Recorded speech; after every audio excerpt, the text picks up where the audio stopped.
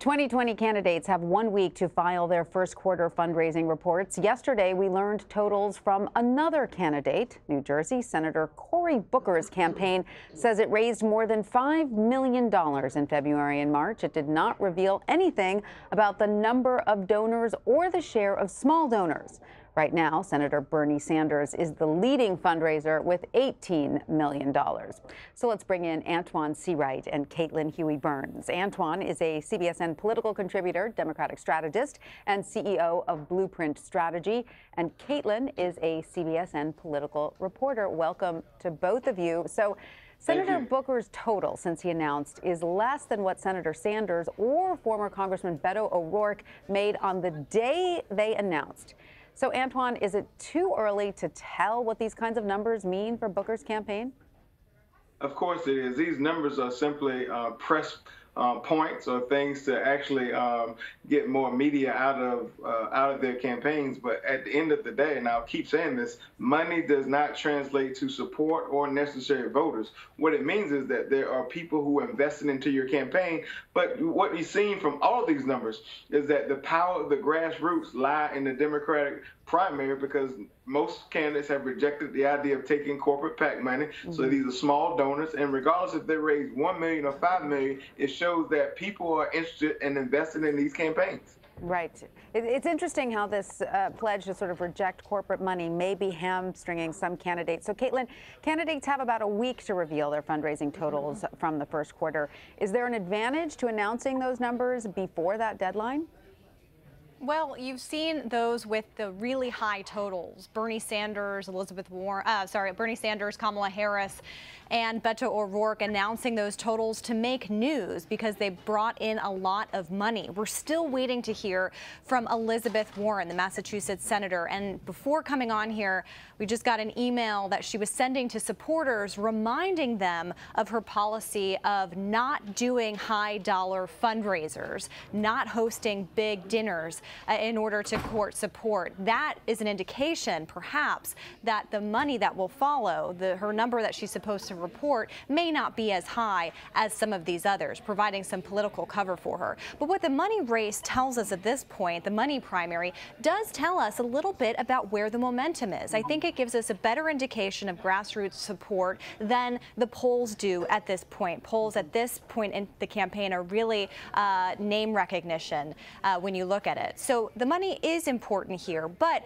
because of this bar that Democrats have set for themselves with the focus on grassroots fundraising, it does make it difficult. And you may have these bigger dollar donors who are sitting kind of on the sidelines just waiting for the field to winnow itself out. There are so many candidates with more to get in that there is not a lot of money to go around. And we're seeing that reflected in these first quarter fundraising numbers. All right, I want to ask about another candidate who's not yet officially a candidate. South Bend, Indiana Mayor Pete Buttigieg announced last week that he's raised over $7 million. He is still in the exploratory committee phase of his 2020 campaign, and he did have some criticism for both the president and the Democratic Party over the weekend. Let's listen. I mean, think of the number of voters just mathematically in St. Joe County, Indiana, who must have voted for Obama and Trump and Mike Pence and me. So there's a lot more to this than an ideological analysis, especially with the ideology in our country so scrambled. Having a president who doesn't even have an ideology, just a style, undertaking a hostile takeover of the Republican Party, while the Democratic Party has only been able to explain its ideological commitments by comparing itself to the Republicans for the better part of my lifetime. So, Antjuan, does that kind of party criticism typically help Democratic candidates at this stage? Well, it's a game of separation, and somehow or another the mayor feels like this will somehow give him a leg up in this primary, in which is a crowded field. His name ID is not as strong as some of the heavier candidates, but he's trying to figure out a way to differentiate himself, and I don't blame him. Look, no one will ever say that the Democratic Party is perfect, and I believe that in order for us to move forward, in order for us to right some of the wrongs, we have to call these things out. And so I'm not one of those ones who's going to criticize him, because I have my own criticisms of our party and things we can improve on. But at the end of the day, we have to be honest about where things are as a party so we can move forward. But I will warn the mayor from South Bend, is that don't get up in this argument or don't allow yourself to fall into the trap of criticizing the party so much so that you abandon the party that you will need to elect you.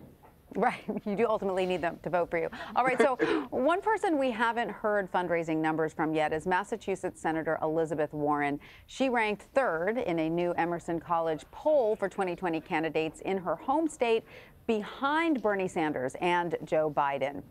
So how concerning is that for a candidate to not have a firewall at home, Caitlin? It could be concerning. I think what Elizabeth Warren is bringing to this race is she's really been the driver when it comes to policy. Any concern that Democratic primary voters have, Elizabeth Warren's response has been, I have a policy for that.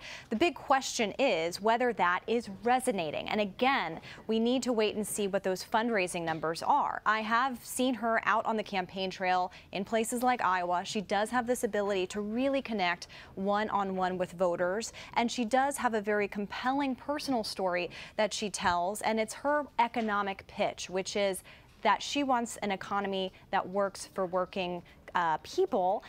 And we'll see whether that resonates. Now, the big question that Democratic voters are trying to weigh is whether they want someone who is focused on policy or whether they want someone who is more of a personality. And that remains to be seen. We do have a while to go here, but those fundraising numbers, I think, will give us a good indication about whether and how this message is resonating with people. And at the same time, Antjuan, as if we don't have enough, Democrats already that are exciting voters, there are more who are waiting to join the race. California Congressman Eric Swalwell is expected to announce soon, and he has doubled down on Trump-Russia collusion claims since Attorney General William Barr released his summary of the Mueller report. 2020 Democrats have largely avoided talk of Mueller on the campaign trail, Antjuan. So how does Swalwell shake that image, or does he even need to? Well, I don't know if he needs to or not, but I'll tell you what I've been saying the past several days. We can't assume that everyone who will enter the presidential race is interested in being the nominee. There are some who are trying to raise an issue. There's some who are trying to raise their political profile. And there's some who are laying groundwork for their own political future. And so we can't make the assumption that all want to be eventually our nominee. What we can assume is that this primary will grow. In fact, when he announces, I'll probably tell you, here we grow again. And we can also assume that we're going to have a real discussion about the ideas and some of the things and really recreate what the Democratic Party looks like going forward. When it's all said and done, whoever our nominee will be, the most important thing is that we gel back together as Democrats and prepare to take on Republicans in November, because if we repeat the sins of 2016, we will not only let our party down, we will let our country down. All right, Antjuan Seawright and Caitlin Huey-Burns, thanks to both of you. Thank you.